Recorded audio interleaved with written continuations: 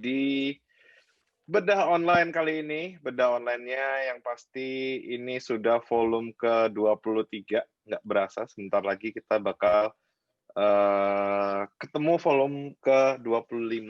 Jadi udah 25 minggu lamanya kita membedah foto bersama-sama dan story bareng sama Mas Gatu sama Mas Bia. Sembari saya admit teman-teman yang lain nih, boleh saling sapa mungkin. Selamat malam. Wah, ada Mbak Sri Asih. Malam Mbak Sri Asih. Ini yang rajin-rajin nih datang. Rajin loh. Ih, rajin Mbak Sri Asih. Terus ada Mbak Dita Asikin nih juga rajin nih, tiap minggu datang nih.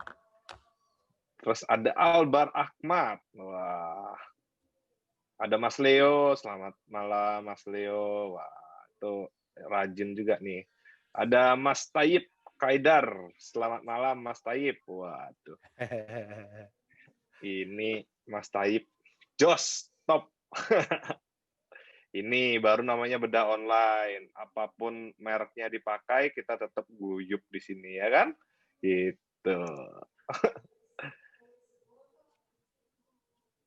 Oke, seperti biasa saya tetap mau ingetin lagi buat teman-teman semua.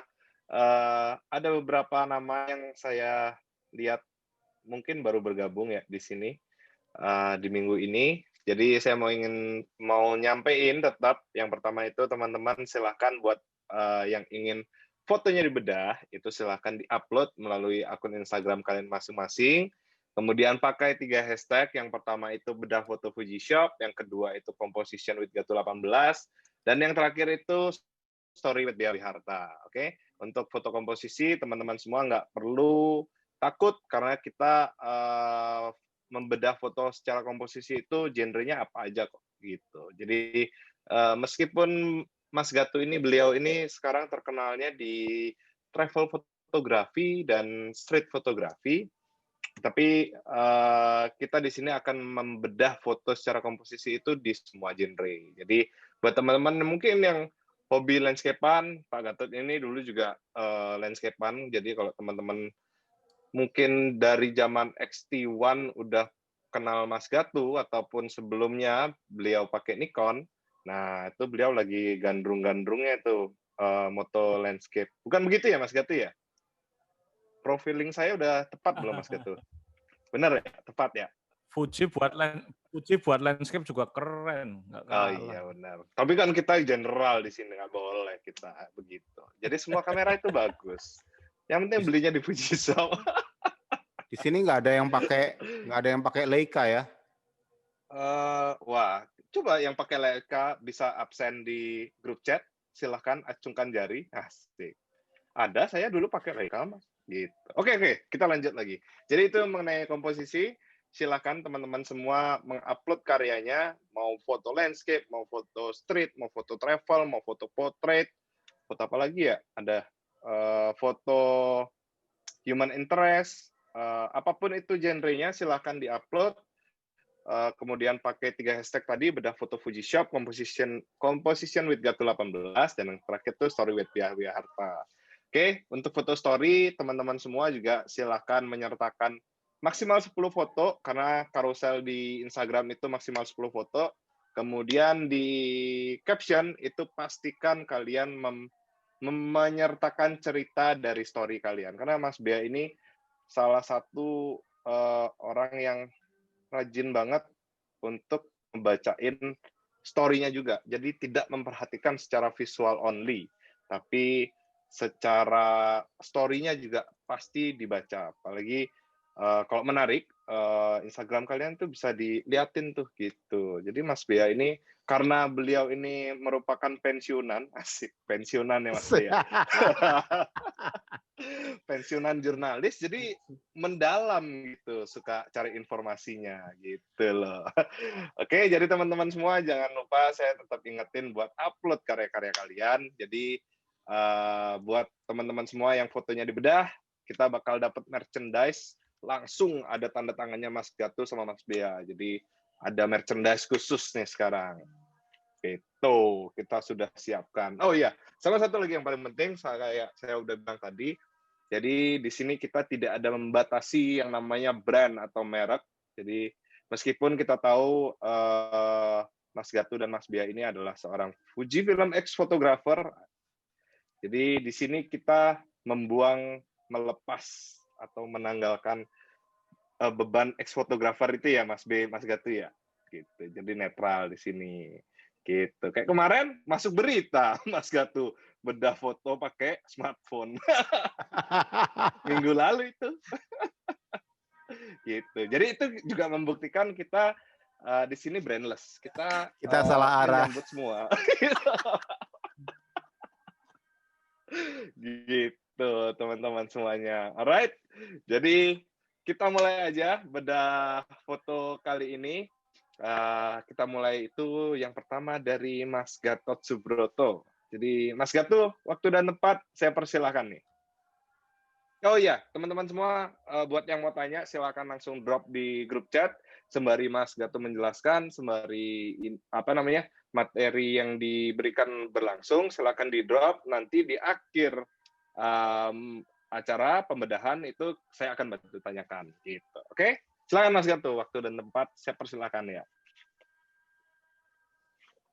Oke, selamat malam semuanya. Assalamualaikum warahmatullahi wabarakatuh. Ketemu lagi teman-teman semua sudah nggak terasa, udah volume 23 nih, Kobet ya. Iya, jadi, udah. Plus aja bikin album sampai 18 ini, sampai 20. Kita udah 3, iya benar. Ya, malam Mas Bia, ini banyak banget yang sudah ini ya, iya. yang sudah join. Ada Mas Aji, Mas Ades, Mas Pimo, Mas Albar, Mbak Dita Sikin. Saya baru baca komen nih. Ya, Mbak Ida Kadar, Mbak Sri Asih, Mbak Rayani. Oke ya, nanti ngobrol-ngobrol lebih panjang, lebih ngalor ngidul lah ya. Ceritanya Mas Bia malam ini menarik, jadi mungkin nanti untuk story-nya porsinya lebih banyak gitu. Kalau yang yang komposisi sebentar saja. Tapi ada satu foto yang menarik malam ini dari fotonya sebentar. Host disabled partisipan screen sharing. Oh iya, mohon maaf. Segera. 5 menit, nggak sampai. Tuh udah tuh. Oke. Oh iya, pemilik fotonya siapa Mas Gatot? Pemilik fotonya nanti Mas siapa ya? Mas Ades ya, Ades Subiakto ya. Sudah ada belum ya? Udah ya? Tadi kayaknya saya lihat samar-samar ada namanya seperti itu. Adestia Subiakta. Oke, saya open mic ya, Mas Gatot ya. Oke. Karena beliau harus cerita dulu nih, dulu. Selamat malam Mas Adestia. Halo Mas, selamat malam. Selamat malam Mas Adestia. Oke, malam Mas Ades. Selamat malam Mas Gatot. Ya. Dengar ya suara saya? Aman, denger dong. Wah, empuk Mas. Asik. Empuk ya. Kayaknya pakai itu. Mikrofonnya lebih bagus dari punyanya Mas Bia. Oh. Standar Apple nih Mas. Standar Apple. Oke, langsung ke aku ya, Kobet ya? Iya, silakan Mas Gatot. Oke. Ya, malam Mas Ades. Malam Mas. Fotonya kemarin saya sempat milihnya kira-kira yang mana agak banyak yang bagus-bagus sih, tapi kebanyakan sebagian itu fotonya teman-teman dalam artian bagus-bagus untuk dibedah gitu loh. Itu sudah sudah pernah dibedah itu yang punya foto itu sudah pernah dibedah. Kalau dibedah 2 kali 3 kali nanti takutnya nggak ngumani yang lain gitu. Tapi jadi cari yang lain dulu sebelum nanti kalau nggak ada terpaksa pakai yang foto yang punya teman-teman yang dulunya sudah dibedah sih gitu. Jadi mungkin ke depan nanti Kobet nanti diingetin lagi teman-teman untuk rajin postingnya memakai hashtag yang akan ditulis di chat sama Kobet gitu. Siap. Biar nanti variasi fotonya beragam variasi ya? pembahasannya biar variasi pembahasannya Oke. biar beragam karena kasus-kasus komposisi itu banyak sekali. Nah, pas Siap. nyari-nyari akhirnya ketemu fotonya Mas Ades ini. Lumayan menarik sih, lumayan menarik banget, eye catching dan menggelitik juga. Mas Ades, boleh diceritakan dulu deh latar belakang foto ini diambil di mana, kemudian mengapa bisa sampai dapat momen ini, sudah direncanakan atau sudah ditunggu momen ini sudah ditunggu atau memang tiba-tiba aja muncul ide dan langsung eksekusi. Monggo Mas Oh ya, Ades oke Mas. diceritakan. Sambil Ya, perkenalan sama teman-teman itu, biar kenal. ya, ya, selamat malam semuanya. Nama saya Adestia Supiyakta. Saya biasa dipanggil Ades. Kebetulan saya sekarang tinggal di Solo sih, tinggal di Solo. Jadi ini foto diambil ada di Solo namanya Jalan Gatot Subroto. Itu kayak dia mengarah ke jalan besar sih, Jalan Sametyadi, jalan utama. Nah, memang di Jalan Gatot Subroto itu menarik karena kalau artinya kalau toko-toko tutup itu memang di tembok, terus di depan toko-toko itu emang banyak semacam lukisan seperti ini kayak atau graffiti gitu. Nah, memang sepanjang jalan sih, mungkin ada sekitar 500 meter kali ya. Ada macam-macam gambar seperti ini gitu. Nah, ini kebetulan saya juga sebenarnya ini udah kayak hampir di pojok sih. Sorry, ini di tengah-tengah tempatnya. Jadi saya udah setengah jalan terus ya ngelihat ini gitu. Dan memang ini saya nungguin sih karena beberapa kali ngelihat, maksudnya kan udah lihat nih kayak udah ada background yang menarik. Nah, saya pengen nambahin ya unsur manusianya gitu. Sempat ada orang lewat gitu, terus ada yang naik sepeda gitu. Terus kayak ya udah setelah itu saya jalan lurus lagi terus nah pas baliknya terus saya iseng-iseng saya nungguin lagi nih. Apa gitu. Terus tiba-tiba lihat dari belakang ada pasangan nih. Terus oke, saya tungguin. Akhirnya ya dapat ini gitu. Ini kebetulan saya juga baru seminggu sih. Saya baru beli lensa second 35 mili. Di sebenarnya saya baru seminggu megang lensa 35. Saya biasanya pakai 23. Nah, itu sih. Jadi nungguin sih ini kali ini. Beberapa scene sih, ada beberapa jepretan. Dari yang sisi ini, ada juga yang sisi agak ke kiri gitu. Cuma akhirnya ini sih yang saya post, Mas. Mungkin seperti itu sih. Oke. Jadi di sore ini Mas ya? Ini Jam malam, berapa Mas. kira-kira tadi? Malam. Sudah jam setengah wedangan itu ya? Iya, 7:30 jam berapa ya ada di fotonya? Foto orinya Kan lupa sih. kan di sana ada apa? Kan di sana ada ada wedangan yang di perapatan Jalan Gatot Subroto itu kan ada ya? Wedangan. Kayaknya ada sih, Mas. Saya belum pernah itu. Dulu apa wedangan 46 atau apa dulu lah. Oh, saya kayaknya belum pernah hawalan kalau di situ, Mas. Oke. Iya. Oke, dulu waktu saya masih di Solo sih, sering nongkrong di situ sama teman-teman HSB. Dan baru tahu kalau di Gatot Subroto ada sekarang ada lukisan-lukisan yang menarik, ya mural-mural yang khas Solo, tapi menurut aku juga menarik gitu ya. Iya. Oke, teman-teman yang kalau ke Solo memang di Solo nyebar sih tempat-tempat wedangan. Nah, Gatot Subroto itu dulu ada namanya wedangan 46 itu pas di perempatan di Gatot Subroto tengah-tengahnya ada perempatan itu. Nah, pojokannya buat wedangan dulu sering banget. Dan dulu belum ada. 10 tahun yang lalu. Iya. Oke ya, foto ini menarik sekali. Saya tertarik dengan adanya gambar perempuan yang dengan pakaian kayak pakaian pengantin gitu. Sementara di sebelah kiri ada orang yang sedang kayak ada orang berangkulan, entah pacaran, entah bapak-bapak sama ibunya, entah pemuda sama tante-tante. Saya nggak tahu itu karena kelihatannya agak gelap gitu ya. Tapi kan remang-remang itu jadi membuat penasaran gitu. Dan yang memakai memakai baju pengantin yang di muralnya itu kan nengoknya ke arah yang berlawanan, jadi kayak melengos gitu. Ini kan satu kontras penjajaran atau juxtaposisi ya. Juxtaposisi itu bahasa asing. Menarik banget sih di sini menurut aku. Nah, dari subjeknya sangat menarik. Teman-teman nanti bisa kunjungi kalau ke Solo karena coba itu. Memang ini kelihatannya biasanya umumnya kalau malam ya Mas, kalau pas toko-toko sudah ditutup. Jadi teman-teman bisa motretnya malam seperti Mas Ades, bisa juga motretnya mungkin pagi-pagi banget sebelum toko buka. Ya, itu kan menarik itu mural-mural. Aku juga belum ke sana. Nah, kalau pagi itu biasanya lighting-nya masih minim atau mungkin kalau pas matahari terbit bisa side lighting mungkin bisa karena Gatot Subroto itu kan jalannya kalau nggak salah ngalor ngidul ya Mas ya, kalau nggak salah. Utara selatan ya. Jadi Utara dari Slamet selatan. Riyadi belok kanan ya, ya. Ya, Jadi kanan.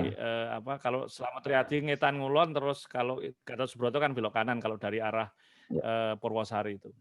Betul. Oke, jadi bisa side lighting. Kalau malam ya dengan lampu-lampu seperti ini. Jadi misterius, kemudian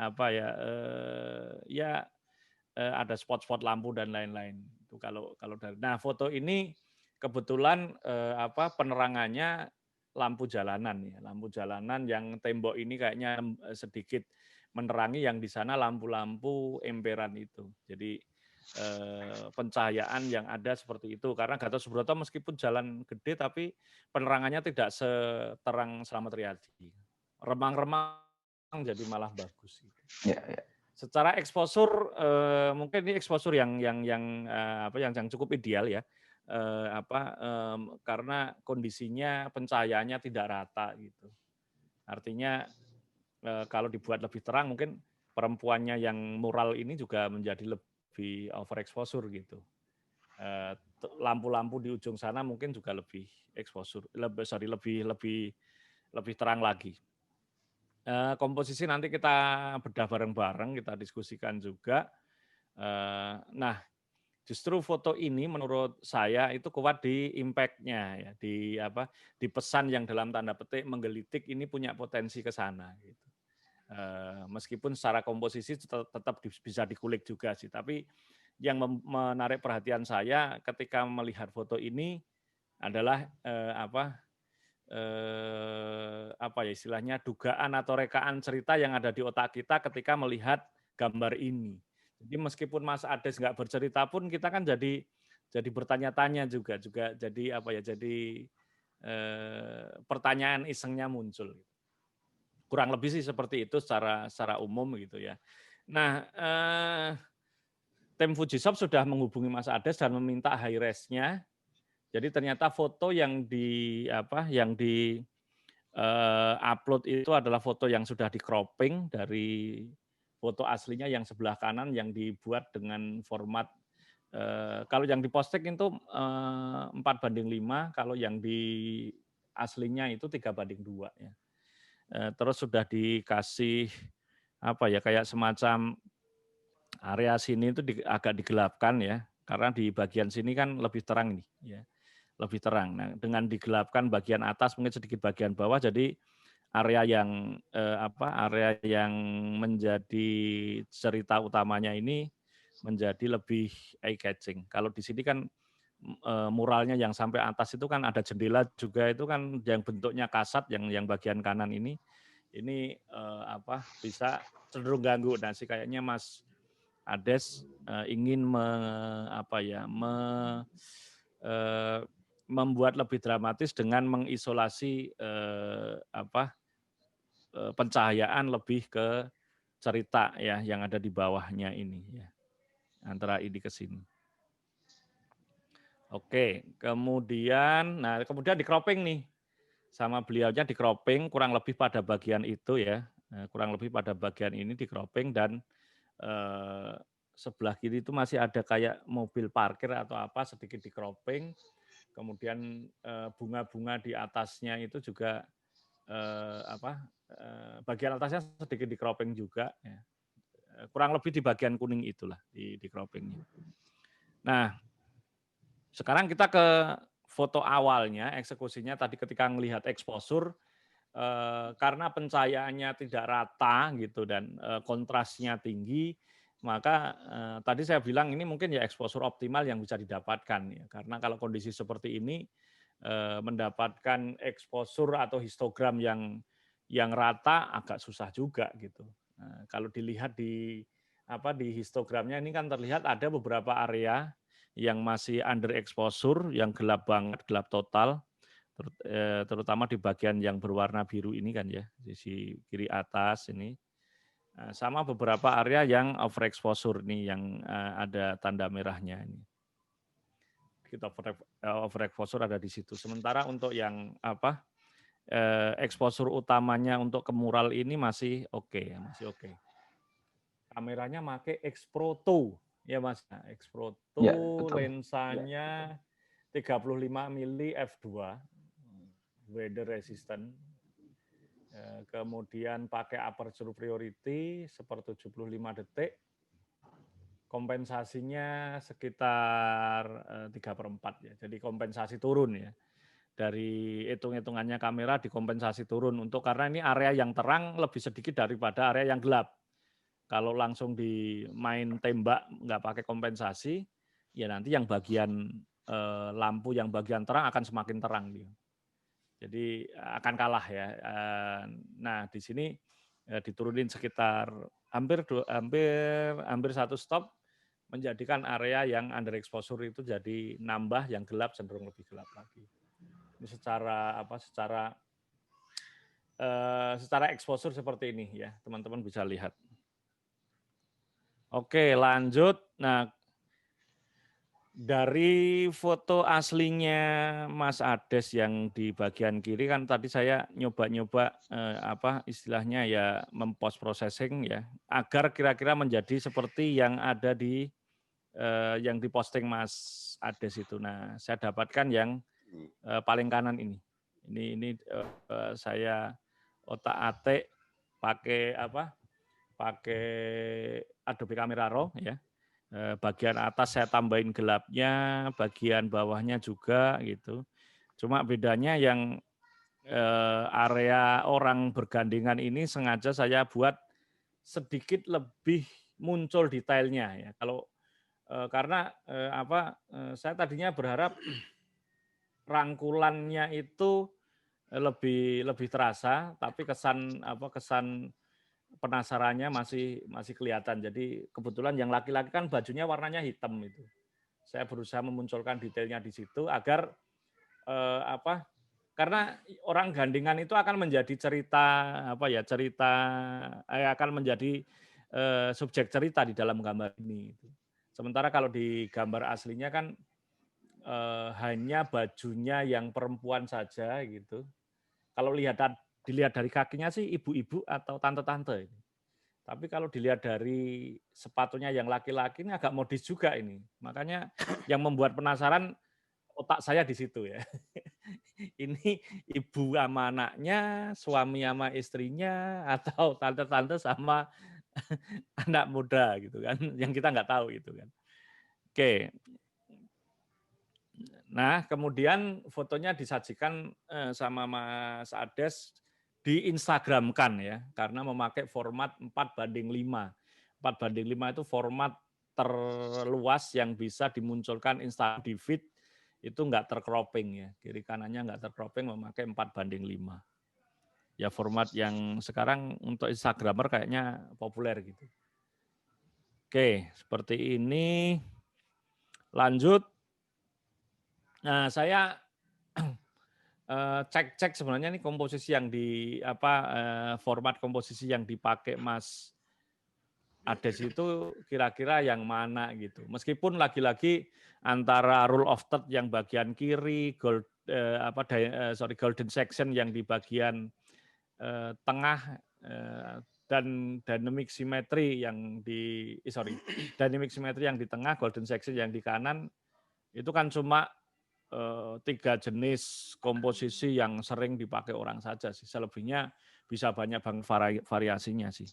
Kalau yang aku lihat sih untuk membagi ruangnya dia lebih dekat ke arah rule of third ya untuk membagi ruangnya, tapi di sini ruang tengah itu sebagai pembatas, jadi kayak kayak simetri kiri dan kanan gitu. Jadi lebih memakai keseimbangan gambar ya, seperti simetri gitu ya. Ruangnya memakai rule of third. Mungkin yang paling dekat ke situ sih. Karena kalau tak lihat pakai ini kok ya terlalu dipaksakan kalau dekat ke situ. Oke, lanjut.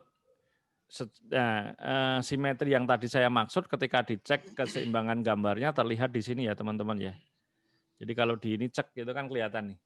Kiri kanannya balance. Balance-nya seperti apa nanti kita bedah lagi ya. Karena membalancekan sebuah gambar, membuat balance sebuah gambar menjadi salah satu topik yang saya angkat dari gambarnya Mas Ades ya. Oke, jadi ruangannya dibagi 2. Yang satu ini besar dan terang ya. Ini terlepas dari ceritanya dulu ya. Ini baru dari sisi komposisi, dan di sini ada 2 gandengan lebih kecil berbentuk siluet ya. Itu. Jadi enggak sama besar, tapi kenapa bisa dibilang simetris ini nanti seperti apa bisa kita bahas lagi. Oke. Nah, sebelum ke sana foto ini pas saya lihat memang saya tersita oleh tertarik karena ada mural pengantin, dan ini sangat kuat di foto ini. Kalau dibuat blur yang bagian kiri nggak tahu berapa persen tadi, yang lainnya nggak kelihatan sama sekali itu apa, tapi yang titik paling terang dan kelihatan bentuknya sangat eye catching itu tetap memang bagian ini ya, bagian ini. Oke ya.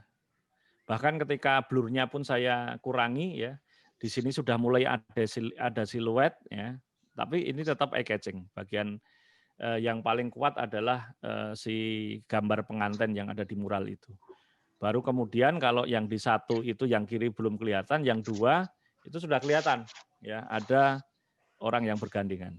Jadi sudah mulai pas mendekat sudah mulai menebak-nebak, wah ini kayaknya ada cerita lanjutannya nih. Nih, begitu dilihat yang diblurkan tadi dilihat lebih kecil atau dilihat dari jauh gitu, terlihat memang kekuatan foto ini ada di awalnya ya, awalnya atau studiumnya itu ada di gambar wajahnya yang ada di wajah yang ada di tembok. Jadi kalau dilihat dari jauh memang kita bisa ngebayangin foto ini sebenarnya kayak gini aja nih. Jadi kalau ini yang fotonya Mas Ades tadi, ya jadi seperti ini aja. Jadi yang menjadi bintang pertamanya itu, ya. Ini yang membuat orang mendekat, yang menjadikan orang mendekat ke foto ini ya karena mural yang menurut aku memang menarik ya, sangat Solo, tapi kelihatannya sudah warnanya sudah mulai meluruh, sudah ngeletek-ngeletek dan itu menarik banget. Oke ya, baru setelah didekati kelihatanlah ada 2 cerita seperti itu ya. Ada seperti tadi saya bilang ini ada gambar pengantin yang noleh ke arah sana ya. Kemudian ini ada orang yang bergandengan tangan berbentuk siluet di sana ya. Kemesraan antara seorang laki-laki dan perempuan. Kalau saya ngebayanginnya kenapa juxtapose tadinya yaitu pengantin itu kan kayak apa ya? Pengantin itu kayak satu hal yang sangat sakral buat orang Indonesia ya. Hubungan yang yang resmi dan ideal, sehidup semati gitu, setia gitu kan dengan pengantin. Sementara di kiri itu kita nggak tahu ngebayanginya ya. Cuma otak nakal saya bilang ini kayak tante-tante sama kayak anak muda gitu, lagi pacaran gitu. Jadi pengantinnya yang ditembok melengos gitu. Wah itu ngawur ini anak-anak muda ini gitu. Jadi kayak ada juxtaposisi yang seperti itu. Sementara elemen-elemen lain kayak jendela ya, yang di atas ini ada jendela, jendela yang di atas ini nggak ada cerita apa-apa lagi di sini ya. Bisa dikatakan kalau bayangan saya ya ceritanya antara dua ini saja, bergerak kiri kanan di antara dua itu saja. Di atasnya masih ada ruang tapi nggak ada cerita tambahan yang related atau menguatkan cerita itu. Itulah yang aku rasakan pas melihat foto ini pertama kali. Ya, kalau di atas misalkan di jendela ada sesuatu lah di situ, bisa lampu, bisa orang yang ciuman juga gitu kan. Minimal kalau gini ada pola segitiga nih kan, pola segitiga dinamis di gambar ini, tapi nggak ada di atasnya. Atau mungkin di kabel-kabel itu ada lampu yang lebih terang gitu, misalkan di sini gitu kan, ini kan pola segitiganya lebih asik lagi gitu. Tapi nggak ada juga di atas. Artinya area yang di atas itu ya area negatif zone gitu. Ceritanya benar-benar hanya ada di antara dua titik ini. Gitu. Oke, ya. Nah, kalau dibagi ruangnya seperti yang rule of third tadi, ya, kelihatan banget bahwa teman-teman ini meskipun balance, tapi ada area yang yang porsinya luas yang di atas ini, tapi tidak ada sesuatu di situ, tidak ada tambahan cerita. Artinya kalau disajikan secara vertikal, sebenarnya komposisi ini lebih membutuhkan sesuatu tambahan yang ada di atas ini. Gitu. Yang di gambar ini kosong gitu. Jadi tetap ceritanya dari pengantin, gambar mural pengantin ini dengan orang yang bergandengan ini, dan leading lines-nya ya berhubungan antara 1 dan 2 ini, ya kiri dan kanan itu, ya juxtaposisi antara orang yang sedang mesra tapi ikatannya nggak tahu nih, misterius ya, sehingga pengantinnya ini, gambar pengantinnya seperti membuang muka ke arah sana. Gitu. Artinya gerakannya seperti itu, gerakannya mendatar ya, atau kalau diagonal pun diagonal nggak begitu curam gitu, jadi lebih landai lah, lebih dekat ke komposisi horizontal ya. Kalau dibuat garis sepertiga bagian atas dan mungkin sepertiga sedikit yang bagian bawah ini sebenarnya bisa dieliminir karena yang di bawah sedikit juga informasinya nggak ada di situ dan bisa menjadi kalau diambil ruangnya hanya di bagian kuning atas dan bawah ini mungkin lebih straight gambarnya, ya nggak bertele-tele. Ya. Sekali lagi karena di area yang sepertiga bagian atas itu nggak ada tambahan cerita yang related dengan cerita yang ada di tengah ya, juxtaposisi antara orang yang bergandengan dengan wajah itu. Jadi bisa dikatakan ya ini zona negatif aja ya, negatif zone ya. Oke, ya kemudian,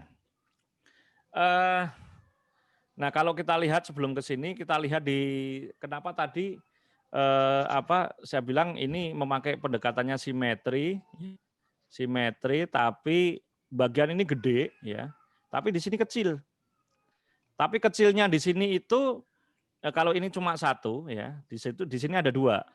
Selain 2 juga dia lebih ke bawah ya, lebih ke bawah.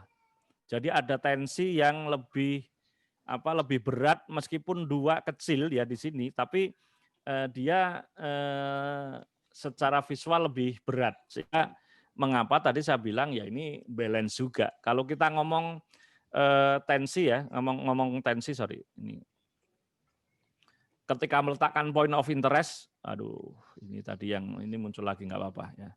Nah, ketika kita ngomong-ngomong meletakkan point of interest atau focal point ya di dalam gambar itu kan di beberapa guidance ada yang ya sebenarnya ini teori ya, teori bisa setuju bisa tidak gitu, tapi boleh dirasakan dan boleh dipraktekkan, nanti ujungnya bisa setuju bisa nggak setuju. Artinya kalau kita menempatkan point of interest itu di tengah simetris itu kan orang akan melihatnya sebagai sesuatu yang statis gitu kan. Kalau kita membuat foto di tengah atau orang bilang dead center. Nah, jadi dead center itu cenderung membuat gambar menjadi statis. Tapi statis itu kan bukan berarti jelek gitu loh. Meskipun dogma yang selama ini ditangkap kita dari sesepuh-sesepuh itu kalau ngeletakin point of interest jangan di tengah. Itu dead center namanya dan di center itu jelek dan jelek itu salah gitu. Jadi memotret seperti ngomong ngomong benar dan salah. Padahal semua pas foto itu dead center semuanya. Jadi tukang foto yang membuat foto sepanjang hidupnya itu berarti salah semua. Ini masalah masalah kesan yang dimunculkan saja. Kalau diletakkan sedikit ke atas itu tekanannya ada tapi berkurang ya. Kalau di bawah tekanannya lebih tinggi. Jadi kayak semacam secara visual lebih berat ya. Balon udara itu meskipun bergerak turun tapi kalau pas kita motret kita meletakkannya lebih dekat ke lebih dekat ke area atas itu dia kesannya kayak ini naik gitu. Karena apa? Ringan gitu ya, terasanya ringan kalau di atas. Kalau ditaruh di bawah, dia akan kelihatan lebih berat secara visual. Itulah mengapa tadi di gambarnya Mas Ades itu meskipun dua kecil-kecil, tapi karena letaknya di bawah, dia kayak lebih berat gitu loh. Lebih antep orang Jawa bilang ya. Gitu. Kalau seringkali bisa mengajak orang untuk berpikir ada apa di luar frame itu yang mengajak orang berpikir tentang kelengkapan. Jadi sisanya yang melengkapi adalah otak yang melihat. Jadi kayak out of the box itu lebih dinamis lagi itu. Kalau keluar dari frame gitu. Artinya kita mengajak otak orang untuk bekerja ada apa di luar itu ya. Otak manusia kan selalu berpikir melengkapi yang kurang gitu. Oke, nah poinnya di hubungannya dengan komposisinya Mas Ades itu yang di sini ya, bahwa sesuatu focal point atau point of interest kalau diletakkan lebih ke bawah biasanya secara visual itu terasa lebih berat. Sehingga gambarnya Mas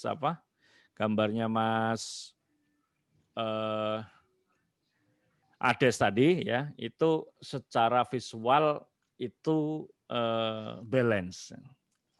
Nah tadi saya karena melihat di atas dan di bawahnya itu nggak ada sesuatu atau saya bilang tadi oke lah itu anggap negatif zone bukan berarti karena kosong tapi karena nggak ada cerita aja nggak ada focal point tambahan sehingga menurut saya sendiri pribadi lebih merasakan foto ini akan lebih straight, lebih lugas kalau disajikan secara horizontal. Jadi yang di bagian atas ini ada apa ya udah dihilangin aja gitu. Yang bagian bawahnya juga. Jadi kayak sama membagi rule of third-nya itu menjadi ruangannya sama, cuman sekarang nggak ada ruang yang terbuang saja. Dan ini juga simetri. Ini kalau dibuat, ini saya buat 2:3 ya. 2:3. Kebalik. 3:2. Oke. Nah, kalau dibuat horizontal gini, diagonalnya antara yang di kiri dan kanan ini sedikit lebih terasa, sehingga gambar menjadi lebih dinamis. Arah-arah atau gerakan yang diagonal itu biasanya kan membuat gambar lebih dinamis. Itu saja yang ketika gambar ini disajikan secara horizontal akan lebih lugas dan lebih dinamis karena gerakan yang miring-miring, yang sedikit miring ini ke dynamic symmetry. Atau kalau misalkan disajikan ini bukan 3:2 tapi ini 4/3 ya atau 6/5. Oke, tetap lebih ya efeknya sama dengan 3:2 sih. Cuma di sini aku belum mencoba kalau pakai 4:5 tapi yang horizontal, bukan yang vertikal. Ya. Kalau mau nggak terpotong, ya di Instagram nanti di atasnya sama di bawahnya dikasih bidang putih gitu, biar nggak kepotong gitu, secara thumbnail. Oke, ini tapi ini lagi-lagi hanya sekedar ketika saya merasakan foto ini ya. Jadi saya buat lebih horizontal. Dan detailnya orang yang di sebelah kiri ini lebih saya munculkan agar mesranya mereka, rangkulannya mereka itu lebih diperkuat dari detailnya ya. Kalau dilihat di sini kan jaket hitamnya itu teksturnya sedikit kelihatan gitu. Jadi bukan sekedar hitam ngeblend aja gitu. Dan betis ibunya itu ya, itu juga terasa lebih menggoda dalam tanda petik ya. Oke. Mungkin sih seperti itu sih. Nah, sekarang kembali ke komposisinya pada akhirnya kan tadi tetap simetri juga. Nah, ketika kita melihat keseimbangan gambar, teorinya sih banyak banget sih variasinya sih. Kita ngomong bagaimana kita bisa membuat foto kita itu balance secara visual ya. Dan itu elemen-elemen yang kita pakai sebagai bahan membuat gambar itu seimbang atau enggak itu banyak sekali, bukan hanya focal point, bukan hanya point of interest ya. Jadi semua elemen desain seperti shapes, warna, bahkan kontras ya, ruang, ukuran, size ya, besar kecil, tekstur dan arah gerakan mata itu juga bisa dipakai untuk ngetes atau membuat gambar kita itu balance atau tidak itu. Bahkan arah gerakan mata ya. Kalau tadi kan fotonya arah gerakan matanya kan sedikit diagonal ke kanan ya, ke kanan kirinya ya, kiri bawah sedikit saja tapi nggak terlalu ekstrim. Itu kan arah gerakan mata. Nah, membuat gambar balance tidak sekedar teorinya memang seperti ini, kayak membuat timbangan seperti yang dulu awal-awal bedah online itu saya pernah sharing juga ya. Foto balance tidak selalu harus menempatkan objek di tengah secara seimbang gitu. Ini biasanya akan membuat foto menjadi statis tadi ya, karena dead center tadi. Tapi gaya-gaya foto seperti ini, simetri di tengah ini juga banyak dipakai orang juga. Misalkan kalau kita lihat foto potretnya Steve McCurry yang terkenal, ya anak Kamboja ini kan taruh di tengah gitu. Jadi simetri kiri kanan gitu. Ya enak-enak saja. Malah justru di sini benar-benar anak ini diusahakan dibuat sesimetris mungkin sama Steve McCurry. Ya. Jadi bukan salah ya, buat teman-teman atau yang sepuh-sepuh yang dulu pernah belajar dari sesepuh-sesepuh yang mungkin sekarang sudah sangat sepuh sekali. Ya. Dulu kan sering bilang kalau motret jangan dead center. Ya tergantung kegunaannya sih. Ini kalau membuat foto balance dengan satu objek ditaruh di tengah ya. Bisa juga membuat foto balance itu menempatkan dua elemen sama besar kiri atau kanan. Nah, ini kan balance juga. Ya. Ini yang biasanya dipakai kalau untuk pasangan couple, pasangan pengantin gitu kan.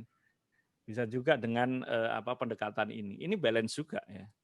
Misalkan seperti ini kan, balance di tengah juga. Oke, jadi bisa satu di tengah, dua sama besar kiri dan kanan. Nah, yang ketiga ini gayanya seperti yang ada di fotonya Mas Ades ya. Jadi objek kecil-kecil tapi lebih dari satu disandingkan dengan satu objek yang lebih besar gitu di sisi lainnya gitu. Ternyata bisa balance juga. Ini yang seperti di fotonya Mas Ades ya. Jadi kayak semacam ini kan ya. Satu telur dengan tangan itu dengan telur kecil-kecil banyak ternyata bisa balance. Nah, ini yang mirip-mirip dengan fotonya fotonya Mas Ades gitu. Itu saja sih tapi ini lagi-lagi ini hanya sekedar kecenderungan saya ya ketika melihat foto ini dan begitu di cropping atas sama bawah foto ini menjadi lebih ngelihat detailnya itu menjadi lebih kuat lagi. Batiknya, bajunya ibunya ini kan menjadi lebih terasa gitu di foto ini. Bahkan garis putih sepatunya bapaknya itu atau pemudanya ini juga terlihat lebih detail dan secara ukuran, secara size menjadi lebih besar di mata kita ketika menikmati gambar tanpa diganggu kita untuk melihat area-area yang tidak berguna seperti yang di atas dan di bawah tadi sih gitu. Jadi tetap balance, ceritanya lebih kuat, energi pertama melihat foto tetap ke arah pengantin dan cerita lucunya tadi yang membuat saya tertarik dengan foto ini juga masih dipertahankan. Jam berapa ini? Saya takutnya kelamaan nanti jatahnya Mas Bia habis. Oke, belum ya? Masih aman ya? Masih aman. Lanjut, masih aman. Oke ya, gitu menurut saya Mas Ades komentarnya monggo ya. Jadi sampean boleh boleh tidak setuju karena ini berdiskusi komposisi itu tidak harus setuju karena ini tergantung dari persepsi masing-masing. Cuma tadi saya melihat dari sudut pandang saya seperti itu. Monggo komentarnya Mas Ades. Ya, kalau saya lihat sih emang yang revisi Mas Gatu emang lebih menarik ya Mas ya. Maksudnya kayak ya sih kayak yang tadi gambar di atas itu kan. Sebenarnya kan tadi di jendela juga ada kayak manekin gitu. Jadi ada cerita juga sih. Jadi kemarin ada akun kayak yang di Solo lah, akun kota gitu, nge-repost foto ini juga gitu. Malah beberapa komennya tuh malah komen manekin yang di atas gitu, kayak ada penampakan gitu. Ya mungkin malah nggak memang manekinnya loh di atas. Aduh, sorry. Iya, jendela, ada putih kayak badan malah emas-emas gitu ya. Tadi iya saya malah juga ada yang perhatiin komen, itu. malah komen ada Ke penampakan gitu. crop, ke crop bos. Oh iya Iya, ke crop bos. Ya mungkin. Iya, gua ngeri-ngeri sudah. Oh, mungkin ada lebih tapi lama-lama iya, di jendela. Iya, lama. Lama dibuat gelap ya. Ya, mungkin kalau di crop mungkin Oke. kotak atau 3x2 mungkin lebih fokus ke gambar sama pasangannya ini sih. Iya. Ini Mas masukannya Mas. Oke. Soalnya tadi saya terangin itu cuma lamat-lamat banget. Artinya kalau ceritanya inline yang di jendela itu mungkin bisa tetap dipertahankan Mas. Tapi ketika itu ya memang misterius membuat orang untuk penasaran untuk melihat. Tapi rasa-rasanya itu menjadi cerita yang berbeda dari yang di bawah menurut hemat saya loh ya. Gitu. Sehingga saya tadi mengarahkan ke arah yang cropping yang atas sama bawahnya saya hilangkan gitu. Saya tadi secara sekilas nggak ngelihat. Baru mencicil deket banget. Oh ada toh. Iya ada. Maklum Mas, ini namanya faktor U ya. Ya mungkin kalau memang itu mau dimunculkan di atasnya justru khusus di bagian jendela itu dibuat lebih terang. Cuma ya itu tadi kalau ceritanya bisa menguatkan cerita kita yang di bawah, ambil. Tapi kalau menjadi cerita yang berbeda sama sekali ya menurut saya mendingan dikorbankan. Sama kayak yang kemarin tuh minggu lalu bahasanya gitu. Ini mau kita mau mempertahankan komposisi atau mau mempertahankan mengambil yang karakter dari si subjek gitu kan. Yang minggu lalu itu kan pada akhirnya komposisi yang indah itu dikorbankan untuk membuat karakter bapaknya agar menjadi lebih outstanding gitu sih gitu. Itu teknik dari Mas Bea gitu. Gitu ya Mas Ades. Ya, thank you Mas. Mas Bea ada komentar Mas Bea?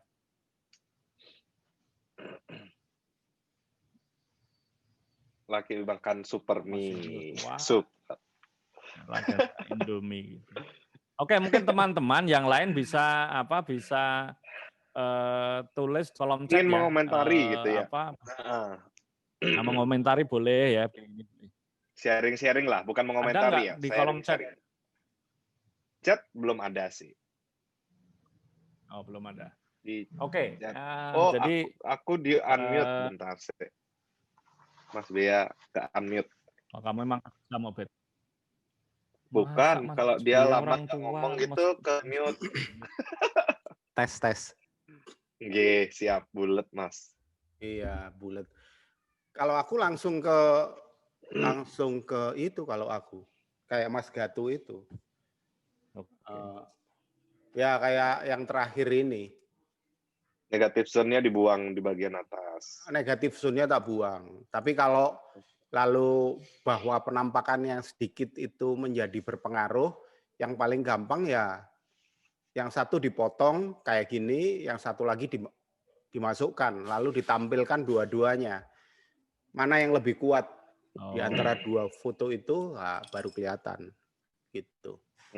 Tapi kalau penampakannya enggak signifikan kayak tadi, buat aku dihilangin aja, kecuali penampakannya itu perutnya itu di situ ada sinar khusus, ada sinar di situ kepalanya nggak ada sinarnya, itu baru menarik gitu. No. Siap. Oke deh, gitu. Dan ini waktunya sudah waktunya kebetulan sudah jatahnya Mas Bea ini. Asik, Sudah asik. hampir. Siap. Nanti Alright. teman bisa dikomentari dan ditanyakan, taruh di kolom chat ya. Kolom chat, betul. Jadi Nanti pas sesi tanya jawab kita akan diskusikan bareng ya. Jadi sementara habis ini nanti waktu saya kembalikan ke Koubet untuk kita berdiskusi masalah foto story sebelum nanti kita berdiskusi sama-sama. Mas Ades, terima kasih banyak ya Mas, fotonya sudah terima kasih banyak Mas Ades. Jadi diskusi ya. Oke, thank you. Kapan-kapan ke Solo wedangan bareng. Siap, Mas. Siap. Oke, jadi itu dia tadi bedah secara komposisi bareng sama Mas Gatu yang dibedah fotonya tadi, fotonya Mas Adestia Subiakta dari Solo gitu. Jadi teman-teman semua kalau ada pertanyaan itu silahkan pertanyaannya di drop di grup chat, boleh menanyakan ke Mas Ades ataupun menanyakan ke Mas Gatu tentang komposisi gitu. Mas Bea sudah siap? Hampir. Udah sih. Cuman sudah, ya. si ini udah datang belum ya? Siapa Sawal namanya? Febrian. Sawal Febrian. Tunggu sebentar. Ini fotonya Syawal yang mau tak. Syawal. Atau mungkin ada yang bernama Syawal Febrian? Boleh raise hand. Takutnya pakai nama akun yang berbeda.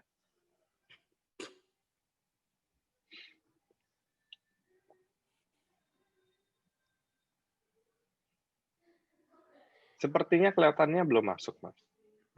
Oh, ini baru saja dia masuk. Nah. Iya, dia dari kantor katanya. Oh, iya. Siap. Kita tunggu koneksi beliau dulu. Nah, langsung saya unmute.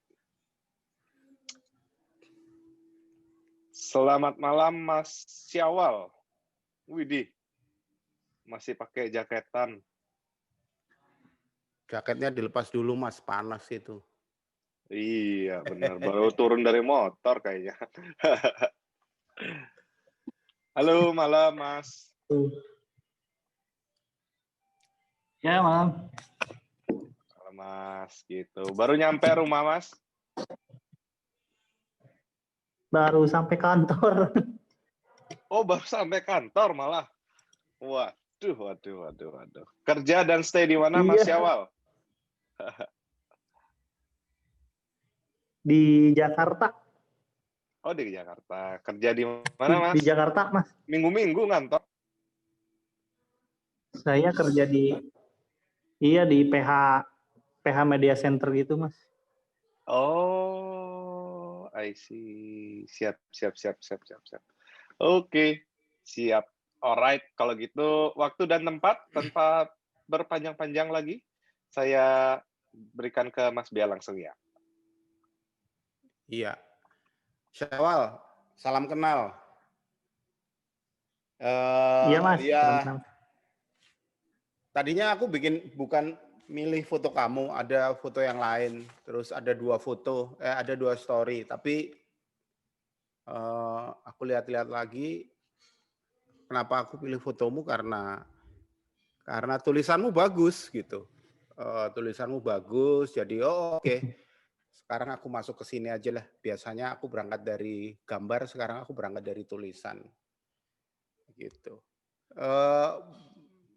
Kerjamu di PH Media Center jadi apa?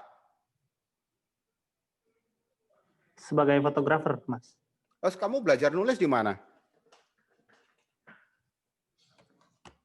Saya belajar nulis di kampus sih. Oh, oke. Kampus di Jakarta apa di Bandung? Di komunitas gitu, Mas. Oh, oke. Di komunitas di Bandung. Photospeak, Mas, yang waktu itu Mas pernah datang. Oh, di pameran ini yang ya? plastik. Iya. Apa? Win Bandung. Oh, iya. Iya. Oke, selamat malam semuanya. Aku langsung ke bedah online 23. Aku bahas fotonya Syawal Febrian, judulnya Deka Kebon. Deka Kebon ini bahasa Sunda berarti ya? Ya. Ini tulisannya. Ini tulisannya nggak aku apa-apain. Aku langsung copy paste. Dan ya. tulisannya udah jadi. Nggak perlu diapa-apain. Informasinya lengkap, ceritanya lengkap. Cerita tentang pasangan suami istri Daniel dan Reska yang merintis kebun hidroponik dan dikasih nama Deka Kebon. Deka Kebon berasal dari bahasa Sunda, Badeka Kebon. Artinya pergi ke kebun. Berawal dari iseng membuat hidroponik berskala kecil dengan jumlah 6 lubang pot, Daniel mulai merasa nyaman dan asik berkebun. Disertai dukungan sang istri, ia pun memberanikan diri melepas pekerjaan tetapnya di salah satu perusahaan swasta di Bandung. Nah, bahasa Indonesiamu bagus karena aku nggak apa-apain. Jadi di sini alinea kedua, berawal dari iseng membuat hidroponik berskala kecil dengan jumlah 6 lubang pot. Jadi kalau bahasa Indonesia, kalau angkanya itu di bawah 10, itu biasanya ditulis berupa huruf. 1, 2, 3, sampai 9. 10 itu sebaiknya bahasa Indonesia baku baru ditulis berupa angka. 10, 11, 12 gitu. Jadi ketika aku baca, bahasa Indonesiamu bagus banget gitu. Nah, di sini ceritanya lengkap. Setelah mendapatkan bekal dari pelatihan berkebun hidroponik, mereka mulai menjalankan bisnis jual beli sayuran dengan modal seadanya. Gagal panen sudah sering dialaminya. Hingga pada akhirnya proses yang mereka lalui selama 1 tahun itu mampu membawa produknya untuk dijual ke salah satu supermarket di Garut, Jawa Barat. Bagusnya cerita ini ada dramanya. Namun hidup memang tidak selalu mulus. Daniel dan Reska sempat ditipu oleh bandar yang memasok ke supermarket tersebut. Dan di saat bersamaan tiba-tiba pemasok tetap di pasar tradisional pun mulai berhenti berlangganan kepada mereka. Alhasil modal pun tidak mampu berputar kembali. Pada akhirnya mereka mulai menjual beberapa perhiasan dan menggunakan semua tabungan yang bertahun-tahun dikumpulkannya untuk bangkit kembali menjalankan Deka Kebon. Hingga di tahun 2020, saat sektor ekonomi terpuruk akibat pandemi COVID, mereka mampu mendapatkan untung dan menciptakan pasar sendiri tanpa melalui bandar dan memanfaatkan aplikasi jual beli online. Adapun arti di balik nama Deka Kebon ini memiliki harapan dan sebagai ajakan kepada para pemuda untuk berkebun menjadi regenerasi para orang tua yang sudah mampu bertahan hidup dengan berkebun. Bahwa di kebun itu kita bisa hidup dan menghidupi, bukan hanya bisa untuk makan saja, tapi kita bisa menghidupi diri sendiri, orang lain, dan tumbuhan itu sendiri. Ucap Daniel dan Reksa, sang pemilik kebun hidroponik. Sabtu 7 November 2020. Nah, ini udah tulisannya nggak ada salahnya. Cuman terakhir itu sebaiknya tanggalnya itu tidak dalam kurung tapi biasa aja. 7 November 2020. Nah, aku lalu periksa ke Deka Kebon yang kamu kasih linknya itu. Ternyata Reska punya Instagram, Deka Kebon ada Instagram. Bener kan? Iya. Nah, dalam cerita ini, karena ini kamu muat di Instagram, sebaik-baiknya dua-duanya kamu cantumkan di sini. Jadi ketika di alinea dan memanfaatkan aplikasi jual beli online, lalu akun Instagram itu kamu masukkan di situ. gitu. Dan nama suami istri itu kalau mereka punya Instagram kamu masukkan langsung. Jadi seandainya ada pembaca kamu yang tertarik, mereka bisa langsung ke Instagramnya Deka Kebon, gitu. Selain lebih informatif, kamu juga membantu menjadi promoter buat mereka ke audiens yang lebih luas, begitu. Tapi itu nanti bisa kamu ganti. Oke, dari sini kita masuk ke foto. Kita masuk ke foto.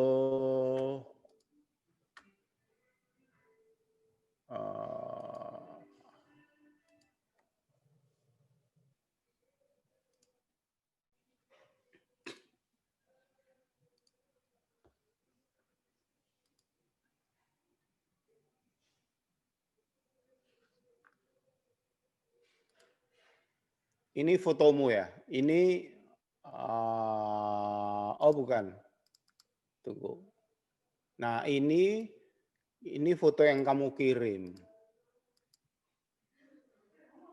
Nah, yang ada garis orange-nya itu foto yang ada di Instagrammu ya.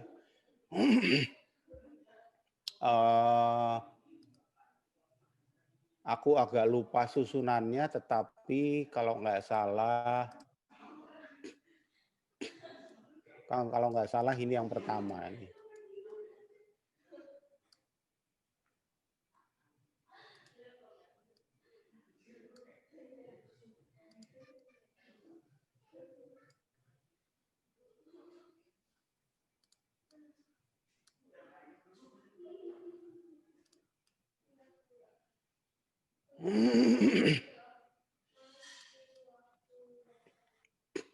Yang foto berdua, Mas. Ya, foto berdua yang pertama kan? Iya.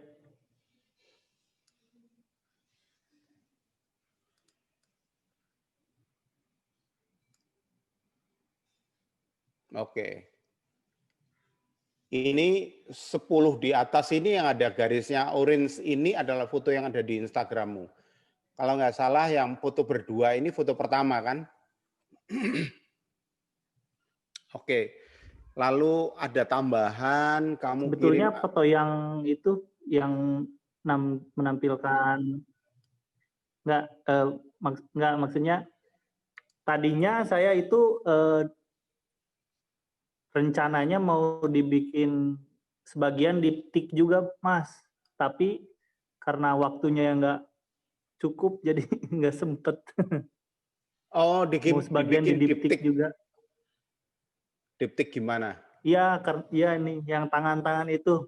Oh, Tadinya yang kan ini ada 4 produk.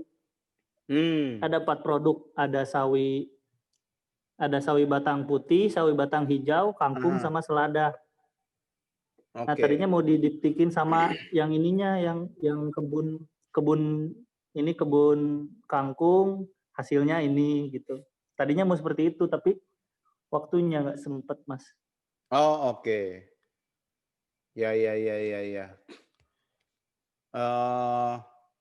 Oke, 10 frame ini awal ini yang kamu masukin Instagram, terus kamu ngirim 8 lagi ke aku yang bawah ini ya. Nah, oke, kalau kamu bikin diptik, nanti kita bahas diptik deh. Kalau kamu bikin diptik, kamu punya lensa berapa sih, Syawal? Ini kalau lensa pribadi saya cuman pakai 35 sama 1805. Kalau pribadi, ini saya pakai lensa kantor. 24. 2470 yang ini. 2470 ya. Oke, sebetulnya ini kan cerita ini statis. Jadi sebetulnya nggak masalah kalau kamu hanya pakai satu lensa, 35 saja atau 50 saja atau 24 saja, apalagi kamu mau bikin diptik gitu. 4 frame di belakang itu yang 4 produk berbeda itu itu kalau kamu mau bikin diptik, kamu harus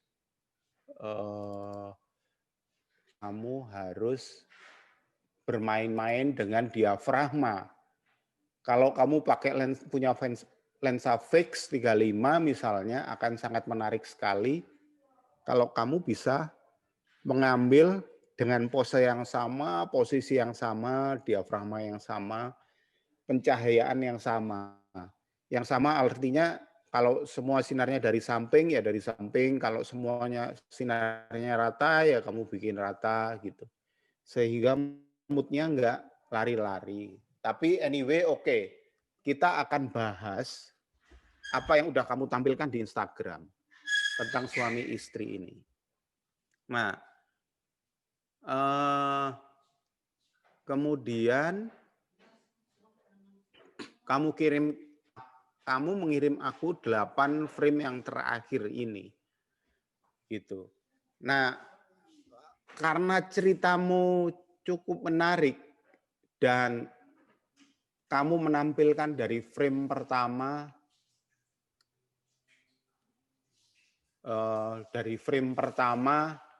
suami istri, terus ada kebunnya, ada dia mau berangkat nganter ke pelanggan, ada media tanamnya, ada colokan listriknya, terus ada hasilnya.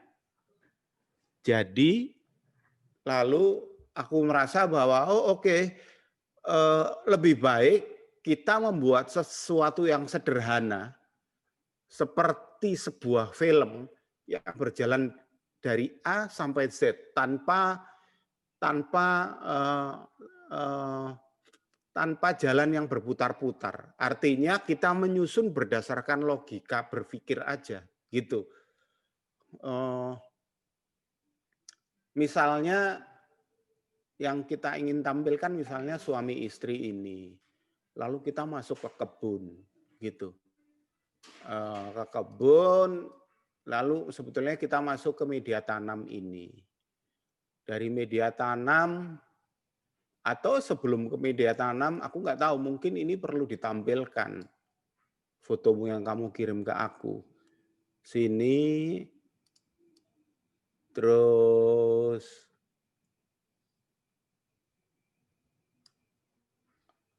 ke sini, habis itu ke sini. Jadi kebun, terus kita masuk ke detail selongsong buat naruh tanaman. Ini media tanaman yang masih di bibitnya, lalu ini udah berkembang, lalu ini disiangi, ada mana lagi? Oh, ini ada satu lagi disiangi di sini. Habis disiangi baru kita masuk ke hasilnya. Oke.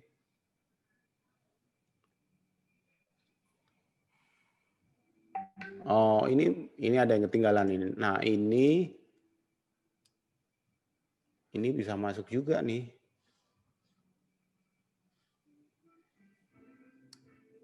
Nah, gitu. Nah, akhirnya kita susun kayak begini aja secara sederhana. Kalau ketika kamu misalnya mau bikin diptik tapi waktunya nggak ada, tapi kamu udah punya materi ini, sebetulnya kamu bikin begini aja, nggak usah susah-susah. Kerangka berpikir logis biasa aja. Kalau kamu berangkat dari suami istri, kamu cerita tentang suami istri ini.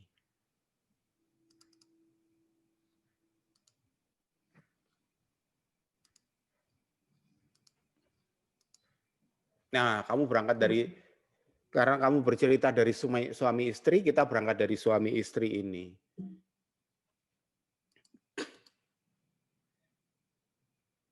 Lalu kita ke kebunnya, overview,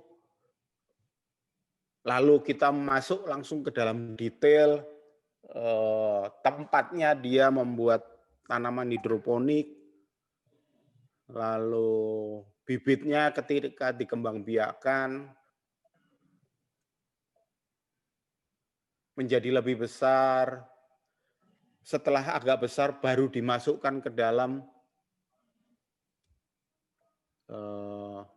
apa Kalau ini? disebutnya pot katanya itu. Ke dalam pot-pot ini. Setelah dari pot, nah kan dipelihara sama mereka. Ini juga bisa.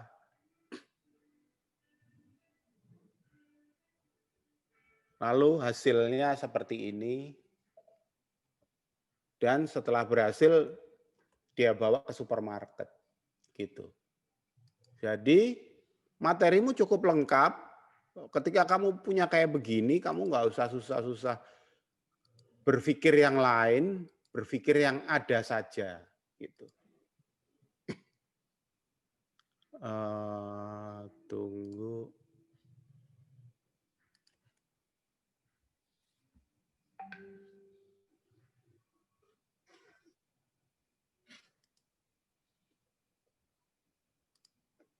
Oke, kita balik ke sini. Nah,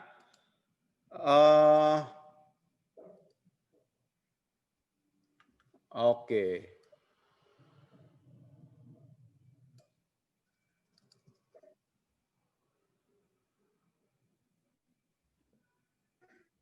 Nah, kita tinggal dari susunan yang udah ini,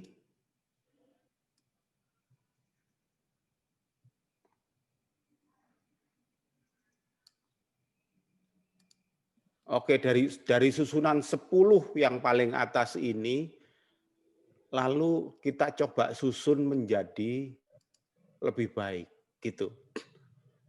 Lebih baik dalam arti kita kelompok-kelompokkan sekarang.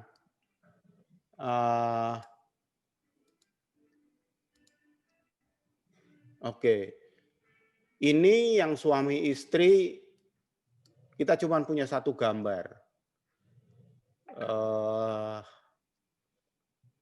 Lalu ini adalah gambar yang bersisian. 1, 2, 3. Terus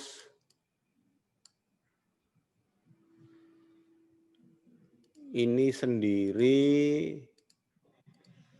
Lalu kita punya 1, 2, 3, 4 yang dalam satu series. Lalu kita punya nih.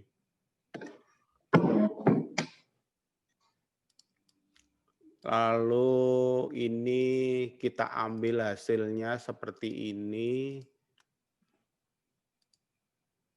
Ini sendiri, lalu ini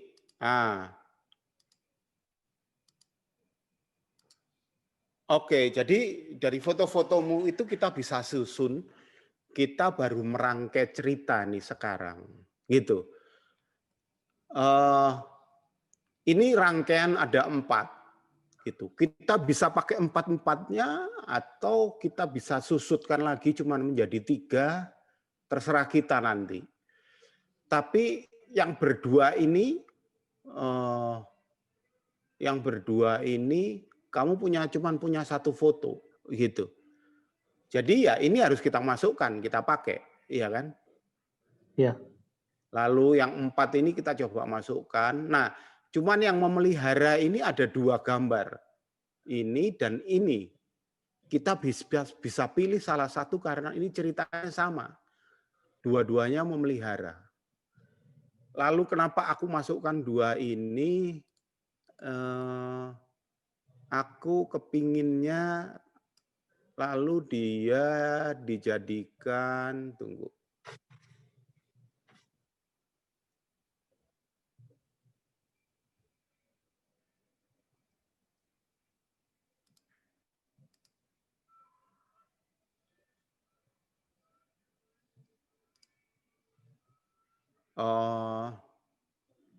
Ini aku pingin flip, tapi kebun ini cuman kamu punya 1, jadi ya udah ini harus masuk. Nah, Sedangkan yang ke pasar kita punya 2. Yang satu kamu foto latar belakangnya kebun, yang satu lagi kamu foto latar belakangnya tembok putih. Gitu. Kenapa kamu kerjakan ini 2 kali? Karena yang pertama itu saya motret yang backgroundnya kebun. Saya lihat-lihat lagi backgroundnya hijau, yang Mas Daniel bawa juga itu hijau Pak, Mas. Ya, jadi betul. Saya takut point of view-nya tuh sebenarnya takutnya tuh jadi kepisah gitu. Jadi buat backup saya ngambil cari-cari yang ada background-nya putih biar agak kelihatan si hijau-hijaunya itu. Tapi kenapa yang kamu keluarin di Instagram justru yang belakangnya kebun? Iya. Ya nggak tahu saya juga Mas. Iya. Saya lebih Jadi suka gini, ini sih. Ya. Jadi gini, ketika kamu selesai motret, kamu kan motret ke Garut nih. Iya kan? Terus foto kamu udah terkumpul gitu. Nah, proses penyuntingan atau proses editing itu adalah proses krusial. Kenapa? Karena kamu bisa memperbaiki tampilan foto kamu kalau kamu punya waktu untuk berpikir dan punya waktu untuk menyusunnya dengan beberapa kali percobaan, gitu. Kalau kamu bisa menulis seperti tadi itu kamu tulis sendiri atau orang lain yang nulis? Saya nulis sendiri, tapi minta dikoreksi ke teman saya, tapi nggak ada koreksi sih sebenarnya. Oke, kalau kamu bisa menulis sendiri seperti itu, seharusnya kamu kalau pikiran kamu tenang, kamu bisa menyusun foto-foto ini menjadi lebih bagus daripada apa yang kamu susun di Instagrammu. Ya. Ya seperti ini. Ini ada 1, 2, 3, 4 yang sama. Gambar sama kan? Nah itu kamu membuang frame 10 kamu gitu. Nah kalau kamu punya waktu begitu, kamu ikutin yang seperti aku sudah tadi tunjukkan. Jadi kamu kelompokkan, kamu punya gambar berdua cuma 1. Jadi kamu nggak punya pilihan lain. Oke, kamu punya gambar ini ada 4. Kamu punya gambar menyiangi ini ada 2. Lalu yang kayak gini, yang tanaman-tanaman itu ada 4. Kamu bisa pilih, kamu mau apakan itu yang 4. Kebun luasnya overview cuma 1. Gitu ya udah, kamu punya overview cuma 1 itu harus dipakai. Yang terakhir naik motor ini kamu punya 2, kamu harus pikir bagaimana supaya dia tampil lebih baik. Nah, ketika kamu bilang tadi supaya menghidupkan warna hijau tanaman, kamu pakai belakangnya putih, itu udah bener. Tetapi kenapa nggak kamu pakai gitu? Nah, oke, kita bisa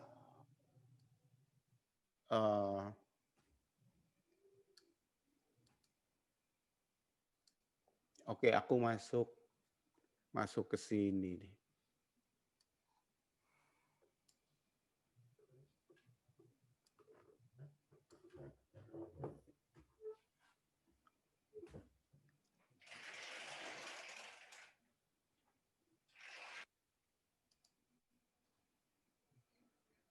Nah, dari fotomu yang ini masih share screen ya? Oh, enggak ya. Bentar. Nah, oke. Kamu udah punya pikiran untuk membuat sayuran hijau tampil lebih bagus gitu. Dengan belakangnya putih. Nah, oke, ini udah bener. Tapi ada yang bisa kamu lakukan lagi sebetulnya. Kalau kamu mau motretnya agak rendah posisi kamu, gitu. Iya.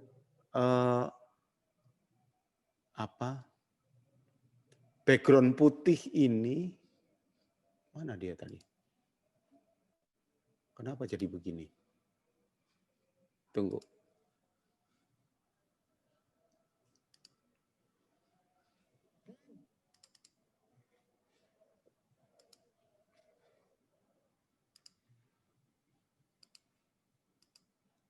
Nah, oke. Background putih ini kan terbagi dua, bawahnya yang kaki itu nggak ada putihnya kan. Iya. Jadi itu menjadi mengganggu gitu. Nah, jalanan yang berupa paving block ini sebetulnya bisa kamu minimalisir. Bisa kamu minimalisir kalau kamu posisinya agak ke bawah. Iya, ya. Agak ke bawah, jadi background putihnya lebih luas. Yang pertama. Yang kedua, posisi kamu, posisi Daniel ini yang kamu foto menjadi lebih bagus sebagai single image gitu. Daripada ketika kamu motret ini sambil berdiri, posisimu lebih tinggi dari Daniel.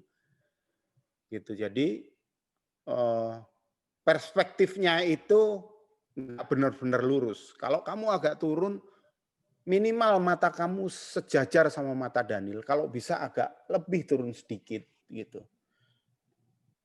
Akan lebih menarik karena kemudian ini bisa kamu potong.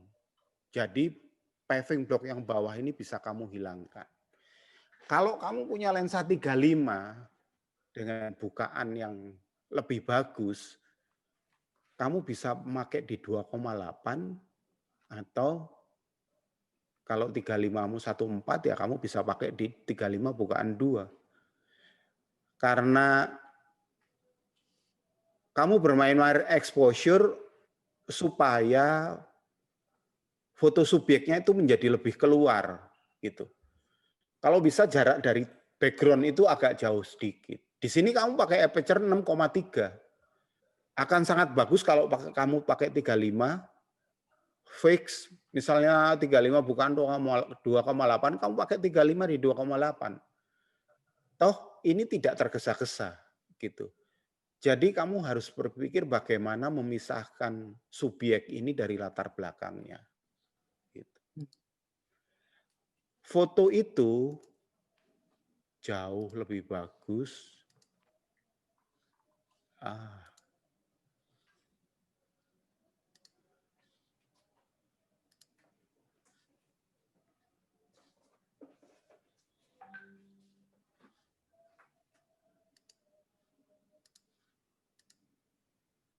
Nah, jadi fotonya bisa seperti ini.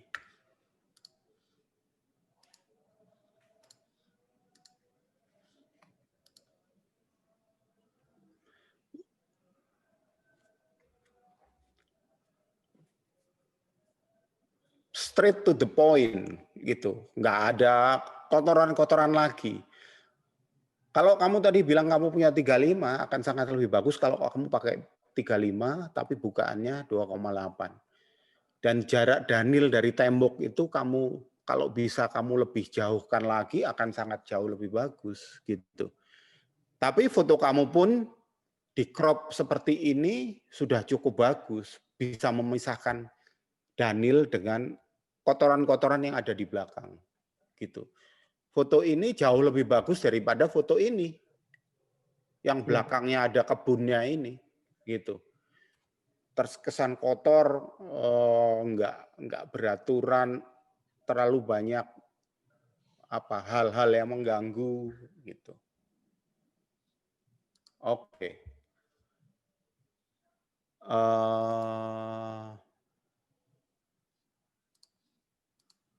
Kita balik ke sini sekarang. Nah, beberapa itu kayak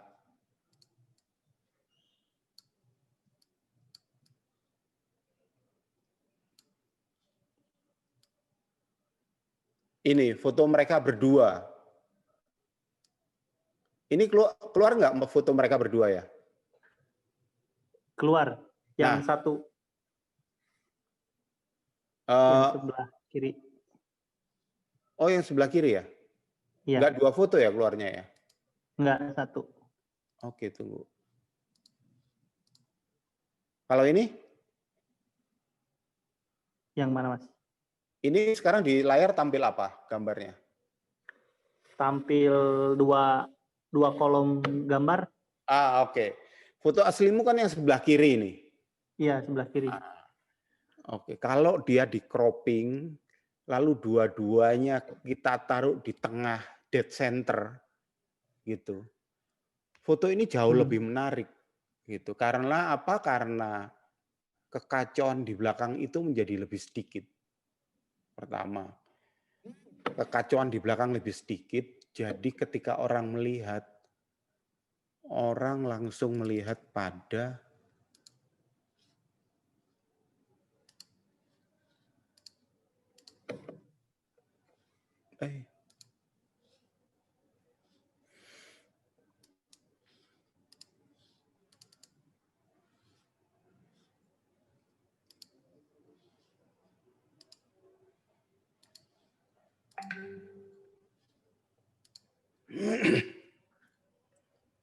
nih, ini fotomu ya? Ya. Bener nggak? Nah, ya. Yang asli. Terus kita cropping menjadi lebih efektif. Dua-duanya tetap tampil stand out, belakang kebunnya masih kelihatan overview-nya. Sekali lagi, kalau kamu bisa bermain-main dengan diafragma akan sangat lebih bagus. Karena tiang-tiang di belakang itu cukup mengganggu. Gitu. Jadi dari bahan yang kamu punya, kalau kamu bisa lebih sabar sedikit dan berpikir lebih jauh sedikit untuk merapikan foto, fotomu bisa tampil lebih bagus. Gitu. Kalau model motretmu seperti ini, aku sarankan sih kamu pakai lensa fix aja, karena kameramu bagus. D750 Nikon itu sangat bagus. Gitu. Sebetulnya ini juga sih bukaannya 2,8 sih Mas. Cuman enggak, ini 6,3 bukaannya. Iya maksudnya tipe lensanya. Oke. Bisa mentok sampai 2,8. Tapi saya mikirnya ya kepikirannya karena ingin menampilkan yang belakangnya itu justru malah jadi distract ya. Iya. Kenapa? Karena kamu sudah punya overview kebunnya, gitu. Tapi sebagai percobaan, kamu harus nyoba sendiri ketika mau motret nanti. Kamu pakai 6,3, lalu kamu pakai 2,8. Jadi kamu harus memotret 2 kali dengan diafragma yang berbeda. Ketika di rumah kamu bisa lihat efeknya kayak apa, gitu. Kalau kamu belajar sendiri, melakukannya sendiri, itu akan tinggal di pikiranmu sepanjang kamu motret. Tetapi kalau kamu punya fix, aku sarankan kamu pakai fix. Kalau motret kayak gini, jangan pakai zoom. Karena lensa fix bagaimanapun jauh lebih bagus hasilnya daripada lensa zoom. Gitu. Baik, Mas. Nah, balik lagi kita ke sini. Oke. Nah, sekarang kita punya pilihan ini. Mereka berdua ini kita downgrade 1. Jadi kita pakai yang ini. Lalu kita masuk ke overview kebun. Terus kita masuk ke detail ini, detail bibitnya, bibit mau mulai tumbuh, dipindah ke pot, disiangi. Nah, kita bisa milih salah satu di antara dua ini. Mau yang ini atau mau yang ini, nah, tergantung kita. Terus ini sebagai main-main aja, salah satu tadi tak flip. Nah, ini aku lupa yang tak flip ini kalau nggak salah. Jadi ketika tampil di Instagram, dia seolah-olah nyambung hanya tangan ke kiri dan tangan ke kanan. Gitu. Nah, sekarang yang berdua ini, kita bisa pakai salah satu. Oke, kalau katakan kita pakai yang ini, berarti ini harus masuk, berarti harus ada yang keluar satu.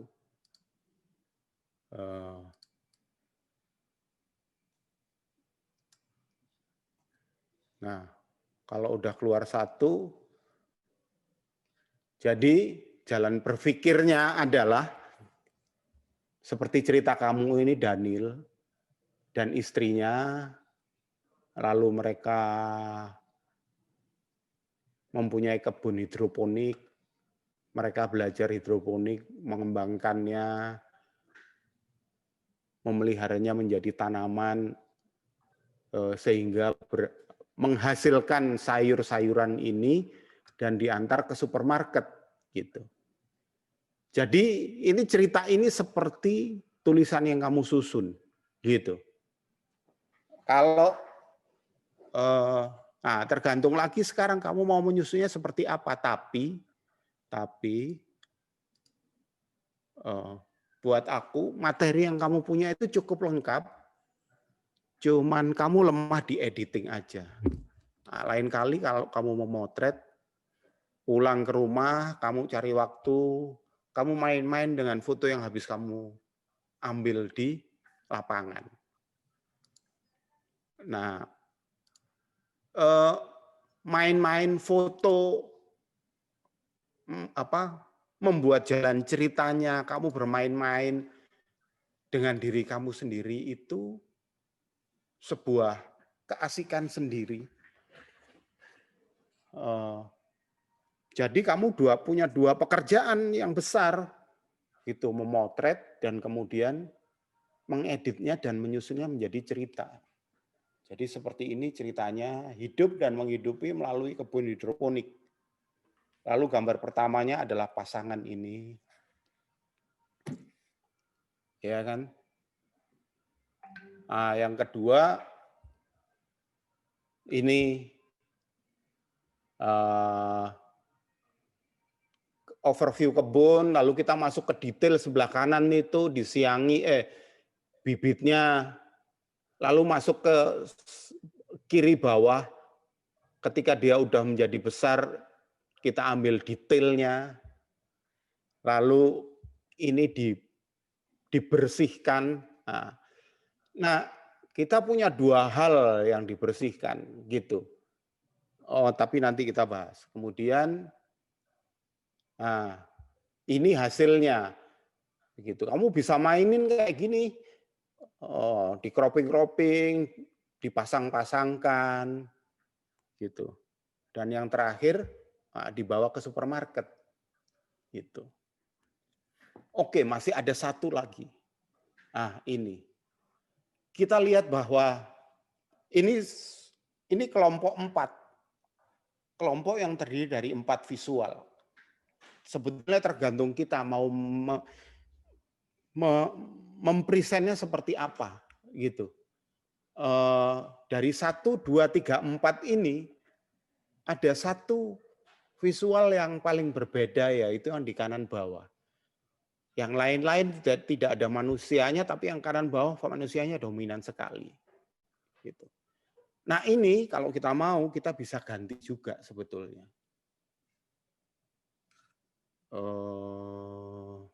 Tunggu ya.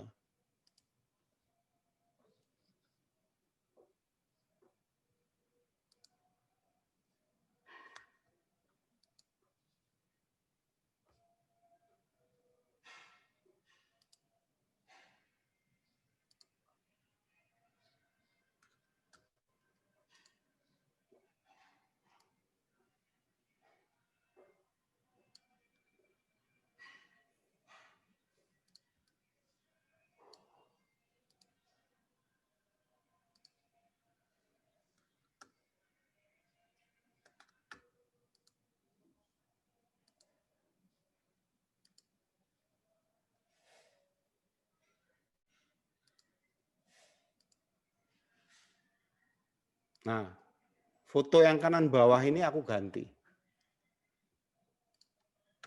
Kenapa? Karena orangnya terlalu dominan. Jadi aku ganti dengan fotomu yang lain. Ketika menjadi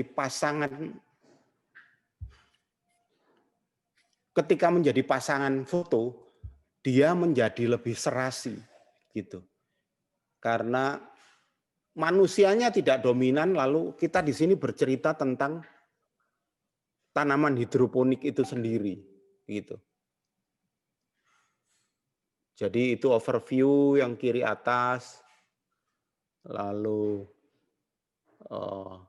bibitnya, lalu kiri bawah detailnya, lalu yang kanan bawah disiangi. Nah, dibanding yang tadi, orang yang sangat dominan karena ini pasangan 4 akan lebih serasi seperti ini. Gitu. Jadi ini ceritanya, lalu ini Daniel dan Reska, ini yang mereka lakukan, ini hasilnya, dan sama Daniel dibawa ke supermarket. Gitu. Kira-kira kayak begitu.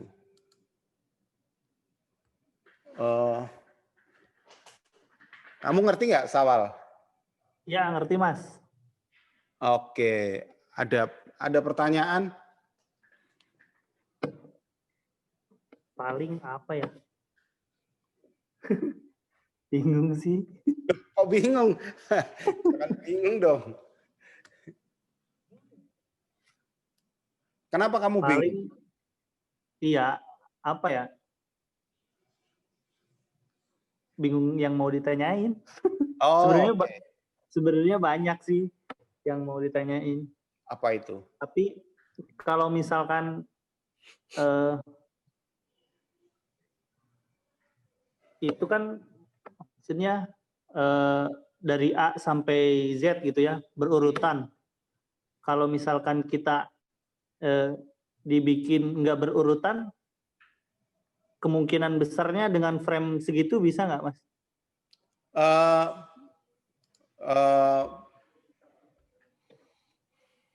Bisa, tapi frame-nya kurang, visualnya kurang, gitu. Visualnya kurang. Kenapa aku sarankan kamu bikin dari A sampai Z dulu? Kamu bikin yang basic aja dulu, gitu. Kamu bikin yang basic aja dulu. Ketika kamu menyusun sebuah cerita, basicnya kamu udah menguasai, kamu tinggal dibalik-balik kayak bikin film, gitu. Bikin film itu bisa ceritanya bisa beda lagi. Frame pertama bisa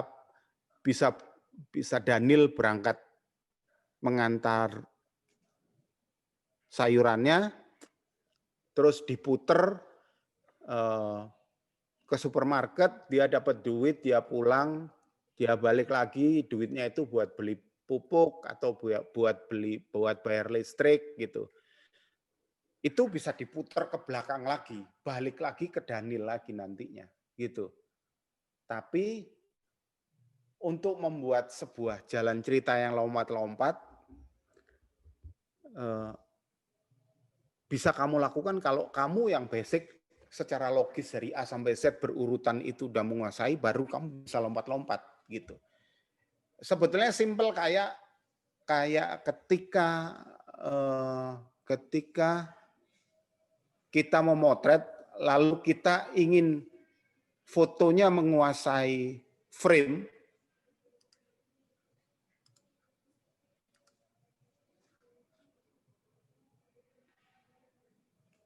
kayak ini.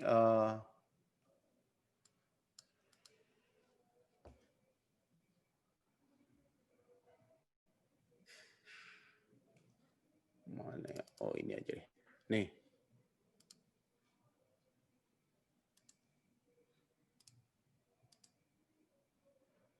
Yang keluar di sana apa gambarnya?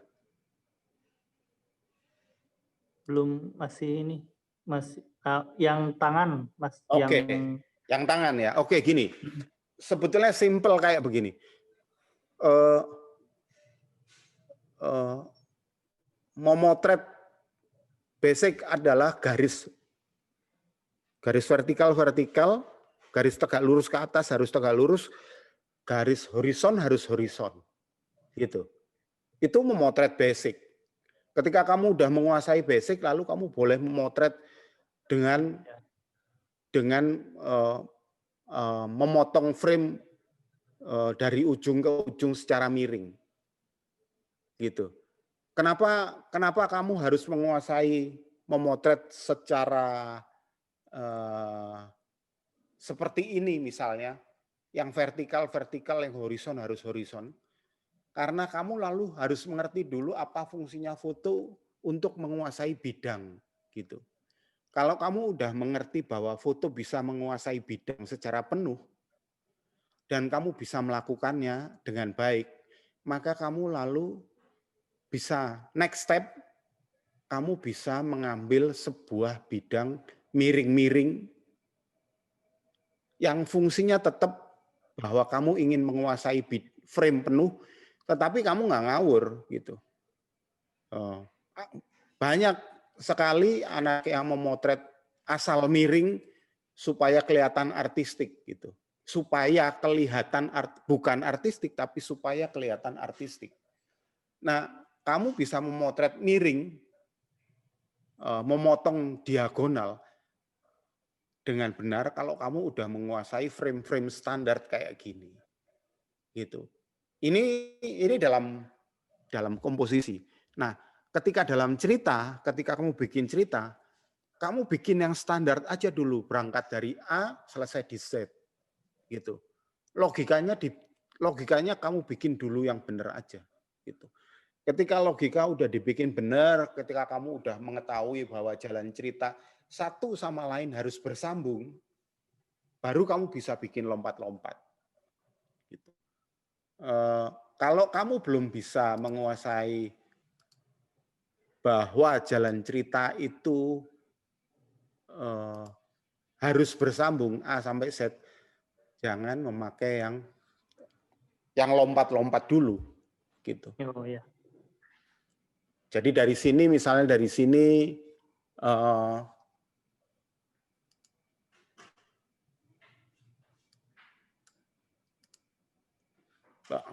misalnya dari sini berangkat dari pasangan suami istri, lalu ini yang mereka olah, dari olah itu mereka menghasilkan ini, hasilnya dibawa ke supermarket. Udah dibikin simpel aja dulu. Kamu bikin itu berkali-kali sampai kamu hafal, sampai kamu paham logik cerita itu seperti apa, baru kamu bikin balik-balik seperti di film, gitu. Di film itu bisa lompat-lompat, awalnya jadi A, terus lompat-lompat nanti balik lagi ke A. Orang udah paham kalau sutradaranya pinter, maka ketika orang melihat, orang akan paham, gitu. Alur ya Mas. Betul. Alurnya. Iya. Ya, saya kira itu aja dulu. Mas, ada satu lagi sih pertanyaan. Ya. Kalau nggak salah ya, foto cerita itu tidak mementingkan, bukan tidak mementingkan, lebih tidak mengesampingkan lah foto bagus gitu. Maksudnya itu kayak gimana sih Mas?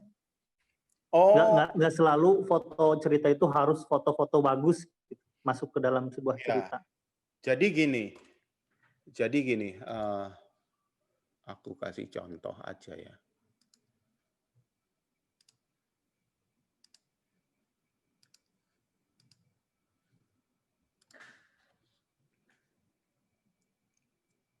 Oke, ini 1, 2, 3, 4. Kalau foto ini berdiri sendiri, ini foto bagus apa bukan? Bukan sih. Ya. Iya. Jadi sebuah foto cerita itu pemilihan fotonya disusun berdasarkan ceritanya, bukan dari bagus atau enggak cerita, bagus atau tidak fotonya. Nah, ini foto ini secara visual single biasa aja. Tetapi karena dalam cerita, lalu karena dia punya cerita, kita bisa berimajinasi lebih daripada sekedar foto ini. Nah, untuk membuat, next step misalnya kamu udah selesai. Nah, kalau kamu bisa berpikir frame per frame sebelum memotret, maka ketika kamu memotret ini, kamu memotret seperti yang apa aku bilang tadi. Jarak antara subjek sama background itu agak jauh. Kamu pakai lensa fix, kamu main diafragma gitu. Kalau perlu kamu pakai satu lampu. Kalau kamu pingin menjadi lebih menarik lagi, kamu lihat ada spion kan? Ya. Nah, setir itu kamu belokkan dikit sehingga spionnya menghadap kamu di sini. Terus kamu pegang lampu di sini, lampu itu kamu keluarkan lewat spion itu. Kamu membuat visualmu jauh menjadi lebih menarik. Yang kalau kemudian foto ini menjadi foto single, itu tetap menjadi foto bagus. Gitu. Tapi kalau foto ini sekarang berdiri sendiri, ya foto ini cuma foto so-so aja. Gitu. Cukup informatif. Gitu. Nah, foto-foto, misalnya kamu punya foto bagus gitu. Enggak semua foto bagus itu harus masuk dalam story karena nih dari sini pasangan ini untuk masuk ke dalam mereka menghasilkan ini itu ada sebuah gambar yang kita namakan bridge atau jembatan. Bagaimana tiba-tiba pasangan itu bisa menghasilkan ini gitu. Nah, ini foto jembatannya gitu. Nah, foto-foto jembatan ini nggak perlu bagus. Kalau bisa bagus, sangat-sangat lebih bagus. Kalau misalnya foto detail yang di kanan atas itu, kamu punya lensa yang jarak fokusnya bisa deket, sehingga kamu bisa maju banget, sehingga kamu bisa motret bibit yang sangat kecil itu menjadi dominan, menjadi lebih stand out, akan sangat bagus gitu. Foto ini masih bisa diolah lagi menjadi foto bagus begitu. Tapi tidak semua foto bagus kemudian bisa masuk di sini. Kalau dia bukan bridge ya dia nggak bisa masuk ke sini gitu. Ini bisa kamu bikin sangat jauh lebih bagus. Contohnya apa? Contohnya dari gestur. Gestur mbaknya ini bagus, tapi gestur masnya ini kayak mau mukulin kamu gitu. Iya kan? Jadi orang yang melihat itu jadi wah gitu. Nah, oke, dari foto bagus di awal misalnya ke foto bagus ini tiba-tiba ada hasilnya. Orang harus punya jembatan gitu. Foto bridge ini gitu. Nah, jadi dalam foto story foto disusun berdasarkan kebutuhan. Bukan berdasarkan, oh ini bagus, tak ambil, tak jadikan jadi satu. Gitu. Enggak, bukan kayak gitu. Paham nggak ya kira-kira? Ya, paham. Oke. Berarti ini kalau di kategori bertuturnya masuknya kategori yang mana, Mas? Kalau A yang sampai Z itu? Kategori apa maksudnya? Saya pernah baca tuh ada cara bertutur visual tuh. Ini kalau ini disebutnya apa? Oh, ini deskriptif. Deskriptif. Ya. Oh iya. Gitu. Nah, kalau kamu ingin fotomu bagaimana lebih stand out lagi, ya kamu harus ikutin kelasnya Mas Gatu. Bagaimana mengerjakan foto single menjadi jauh lebih stand out gitu. Kira-kira kayak gitu. Ada pertanyaan lagi? Udah sih, Mas. Makasih banyak, Mas.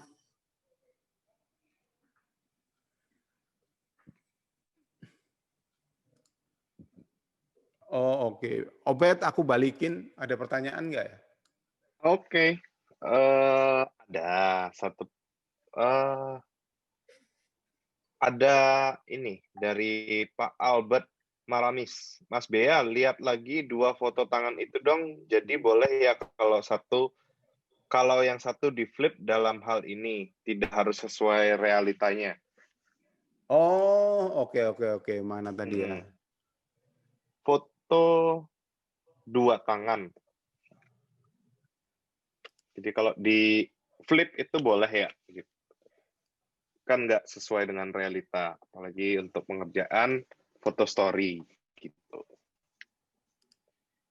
Ini ya? Ya. Nggak boleh, Pak. Ini nggak boleh sebetulnya di flip. Aku cuman memberi contoh aja sebuah permainan foto. Jadi ketika kita memotret di awal, kita harus tahu bahwa foto kita itu nanti akan tampak seperti apa dan disusun seperti apa. Gitu. Ini salah satu aku flip sebagai sebuah bentuk bahwa ketika kamu motret sebelumnya, kamu udah harus berpikir foto ini akan tampil bagaimana. Gitu. Contohnya misalnya dalam hal ini background gitu. Background keduanya kan nggak sama. Akan sangat lebih bagus kalau background keduanya dibikin sama gitu. Maksudnya kalau satunya ada hijaunya, satunya ada hijaunya lagi. Atau kalau eh, apa apa itu garis-garis aluminiumnya itu yang satu banyak, yang satu harus juga dicari banyak gitu. Jadi di sini aku cuma memberi contoh bahwa foto-foto itu ketika sebelum difoto sudah harus direncanakan sejak awal. Dia akan tampil seperti apa, gitu. Gitu. Ini cuma sebagai contoh aja. Gitu. Oke, siap. Semoga menjawab pertanyaan dari Pak Albert Maramis. Gitu. Alright. Jadi sebelumnya Mas Syawal Febrian, terima kasih banyak buat karyanya, foto story-nya. Tetap berkarya terus. Kemudian diperbaikin mungkin dari masukannya Pak Bea tadi. Dan yang terakhir itu terima kasih banyak buat waktunya. Jadi saya ngucapin terima kasih banyak buat Mas Syawal Febrian waktunya untuk hadir di berbincang-bincang di Bedah Online kali ini. Alright. Oke, jadi Mas Gatu masih ada? Kayaknya udah capek ini. Baru pulang dari Sawarna. Gitu. Oke, jadi kita coba cek pertanyaan dulu di grup chat. Sepertinya tidak ada pertanyaan. Tadi satu pertanyaan dari Pak Albert Maramis. Mungkin teman-teman semua ada pertanyaan atau pertanyaannya sudah terwakilkan oleh Mas Syawal tadi untuk story-nya atau dari segi komposisi. Buat Mas Gatu pertanyaannya boleh silahkan ditanyakan gitu. Kita ngomong-ngomong udah udah sebulan ya nggak bedah buku lagi. Jadi mari kita bedah buku lagi, Mas Gatu dan Mas Bea. Asik. Karena ada 2 buku foto yang baru launching kan. Apa tuh? Mungkin bisa dibedah. Asik. Satu dari Mas Bea, si dari Mbak Asih and the Gang dan Mas Bea. Satu lagi gengnya Mas Gatu kan, DJP bikin buku gitu.